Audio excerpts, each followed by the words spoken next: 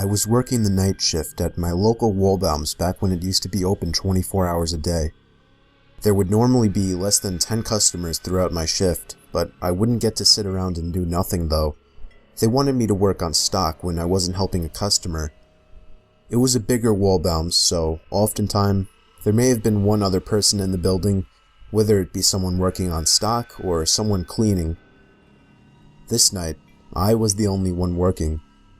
I was working stock in the cereal aisle when I heard something fall over on the other side of the shelf in the next aisle over. I would always hear the door to the store sliding open. It was the loudest thing ever, so it kinda caught me off guard that there might have been a customer in the building. Of course, it wasn't weird. Yet. Not until I looked to my left and saw a man standing by the edge of the aisle, shooting me a blank stare. "Do you need something, sir?" I asked him. No. Could you just point me to the eggs?" he said. He wasn't normal looking. His face looked weird. Not exactly ugly, just unusual. Like his upper lip kind of came out too far. Almost like a Simpsons character. I was a bit uncomfortable that I had to deal with ringing him up. I hurried to finish the cereal aisle, and when I was done, I began to bring the U-boat cart to the back room. I was stopped halfway when the same guy cut me off through the middle section of the aisle. I want to note this guy was probably in his mid-30s, and at the time, I was only 22, though I looked much younger. The guy stopped me and started trying to make awkward small talk. He started by asking me my name, how old I was, if and where I went to school, and why I was doing the night shift. His questions started to get weirder when he asked me if I went to parties a lot and if I had a girlfriend. I told him I didn't, and then he asked me if I've ever had a boyfriend, while putting his hand on my shoulder. I immediately started walking away with the cart, but he followed me. I told him I wasn't into whatever he was thinking about. I went faster and faster until I finally made it to the back storage room. He didn't follow me in. I wasn't supposed to stay back there for extended periods of time to avoid customer theft. I decided it would be best to just wait for him by the register so that he would ring his stuff up and leave. But I waited there for at least 20 minutes. He never came. I decided he was gone, and whether he stole the eggs and something else, there wasn't anything I could do now. I had to go to the bathroom, so I took a quick jog to the back of the store and into the employee bathroom. Moments after sitting on the toilet, my heart dropped into my stomach as I heard the bathroom door open. I choked the urge to say something. Something like, "You can't be in here," but I didn't want to give away my position. I lifted my leg so that I wouldn't be visible from under the stall, and what happened next was simply horrifying. I sat there for the longest time, looking at the floor, not moving a muscle. When I finally looked up, I could see an eye peering through the crack of the stall door. I screamed. I knew I was trapped. I knew I had one shot at making a move. I grabbed the box cutter in my pocket and began sliding it through the crack of the door, forcing him to move his eye away. I took that chance to slam the stall door open in his face and hightail it out of the bathroom and all the way out of the store. I called my boss at least 5 times before he finally picked up and explained everything. He told me to call the cops, and so I did. Of course, the man wasn't in the store anymore by the time the cops showed up. I only did the night shift twice after that, and luckily didn't see the man again.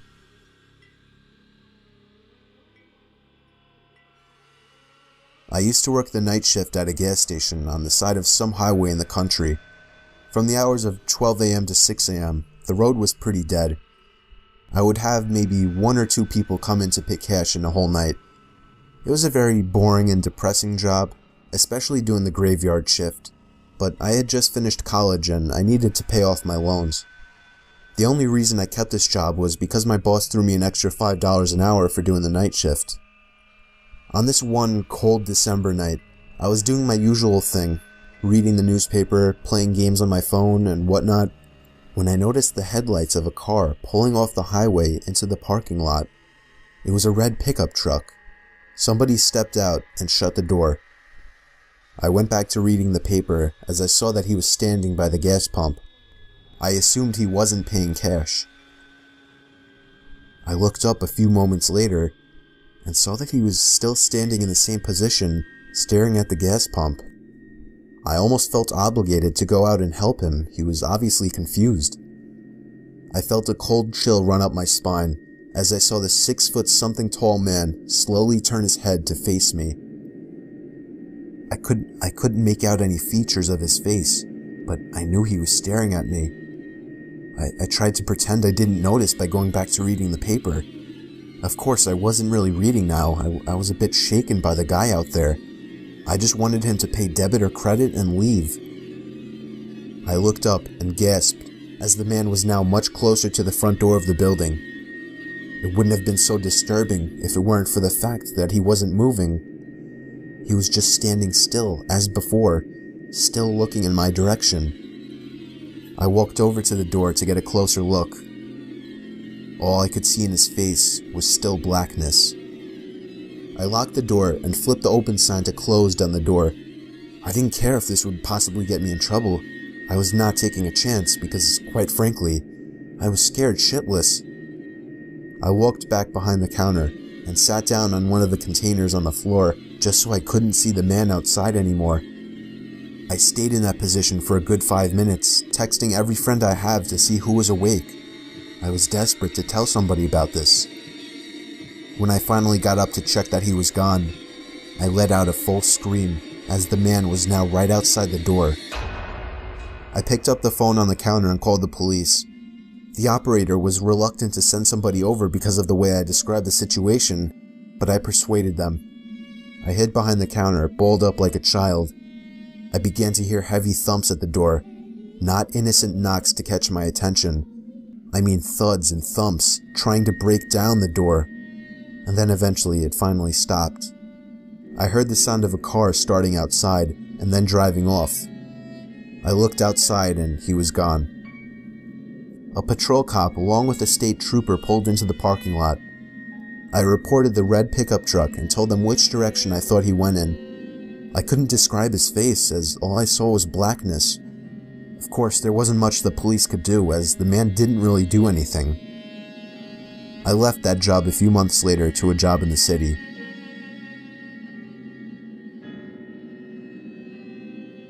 It was 2 years ago. I was called in to do the night shift, 10 p.m. to 4 a.m. at 7-Eleven, since somebody called out. The store was located on a busy road in a rather quiet and rural area. During the night shift, you could expect anywhere from 10 to 20 people come in to buy a beer or something else. This one particular night, there was this one guy, mid-20s, that came in. He started making weird noises, like loud yelling noises. I assumed he had some kind of mental disability. In fact, my brother has a mental disability, so I immediately felt sympathy for the guy. He walked up to the counter without any items, with his head facing me, but his eyes were looking up at the ceiling. I felt uncomfortable. I honestly didn't know how to deal with it. I tried speaking with him, but he only responded in loud noises. I kept checking if he was with someone outside, but he was alone. There weren't any cars in the parking lot, so I assumed he walked. He stood there for so long, looking up at the ceiling and making noises, that I tried to get him out by handing him a bag of chips and telling him he can go. I tried finding some kind of number to call for someone to help him. Then, out of nowhere, he finally turned around and walked out of the store. I felt so horrible for the man, but at the same time, I felt a bit creeped out. About an hour later, the phone on the counter rang. I picked up to hear the familiar yelling sounds of the man from earlier. It caught me off guard. I didn't know what to think, other than this has to be some kind of prank. I hung up on them and was now becoming paranoid of my surroundings, constantly checking the outside through the windows. Come 4 o'clock, the person working after me came in, finally allowing for me to go home. It wasn't my problem anymore. I got home and threw all my stuff on the table, ready to get to sleep. but my phone rang within a minute after entering the door. I felt a chill run down my spine. Why would someone be calling at 4 a.m.? I could only imagine it was bad news. I braced myself and picked up the phone to hear the man again. I felt sick to my stomach as I listened to the loud noises he made. I struggled to slam the phone to the receiver.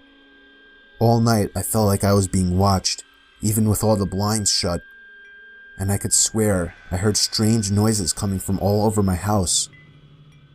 I refused to get any sleep until the sun came up. Weeks passed and I had forgotten about the incident, until one day, when going into the basement for the first time in a while, I found that papers had been scattered all over the floor, and when I went into the basement closet, I found writing on the walls.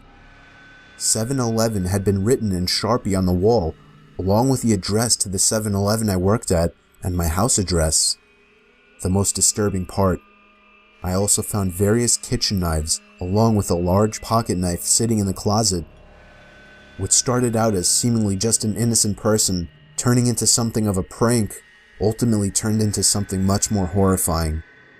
He had been living down there for God knows how long, and I'm just grateful that for whatever reason he changed his mind and left, because I haven't seen or heard from him since. All I can say is that man is dangerously ill.